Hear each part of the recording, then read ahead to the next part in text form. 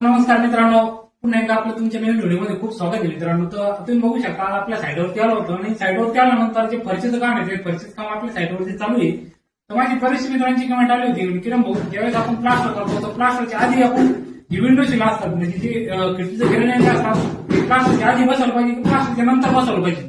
आणि थोडीशी फायदे तोटे काय राहुल मिस्त्री आपल्या एकदम सोप्या पद्धतीने सांगणार आहे. आपल्यासोबत राहुल मिस्त्री नमस्कार. नमस्कार. तर आपले जेवढे नवीन घर मालक असतील त्यांना घर बांधायचं असेल तर त्यांना तुम्ही कसं चाललं नाही, तुम्ही कशा पद्धतीने काम केलं पाहिजे राहुल?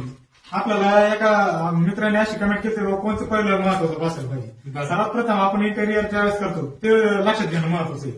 पण आपण जर समजा बांधकाम केलं आणि लगेच आपण ग्रेनाईट लावायचं म्हणजे तो चोपडा पत्थर लावणार आहे त्याची क्युरिंग एवढी खास होणार नाही. कारण तुम्ही डायरेक्ट सिमेंट कायला विटाला लावणार आहे दगडाला लावणार आहे.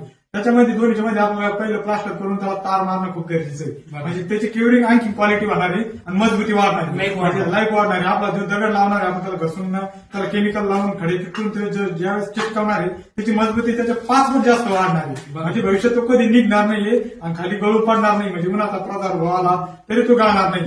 जसं आपण त्याला डायरेक्ट विटाला लावला आणि जर जास्त ऊन जर लावला तर ते सिमेंट तडकू शकतं आणि तो दगड खाली पडू शकतो. सर्वात महत्वाचा जो त्याचा तोटा आहे आपण जर पहिले लावले तर त्या असं एकदम फेटून लागणारे प्लास्टर बाहेर येणार आहे. ज्यावेळेस आपल्याला चांगल्या क्वालिटीचा पाऊस येणार आहे समजा वारा वादन येणार आहे तर स्लायडिंगच्या दोन्ही बाजूनी ना जर आपण ते केमिकल जर भरलं नसलं तर 100% नदी पाणी येणार आहे. आणि नंतर ते केमिकल जरी भरलं असं भविष्यात त्याला बारीक बारीक तरी जाते त्याच्यातून पाणी येण्याची जास्त दाट शक्यता राहते. सगळ्यात महत्वाचं म्हणजे याच्या जर प्लास्टरचे पहिले जर आपण जर हाताकडे बसून घेतला तर मध्ये पाणी येणार म्हणजे येणार 101%. हा, आणि ते ज्यावेळेस आपण प्लास्टर झाल्यानंतर जर आपण बसवला दगड तर त्यानंतर आपल्याला मध्ये पाणी येणार नाही. कारण ज्यावेळेस आपण स्लायडिंग बसवणार आहे तर तीची फिटिंग चांगली होणार आहे. आणि सर्वात महत्वाचे काम आहे ज्यावेळेस प्लास्टर करणार आहे आपले मिस्त्री त्यावेळेस ते काय त्यांच्या कामाच्या धांदलीमध्ये राहते कोणते काम फास्ट झालं पाहिजे.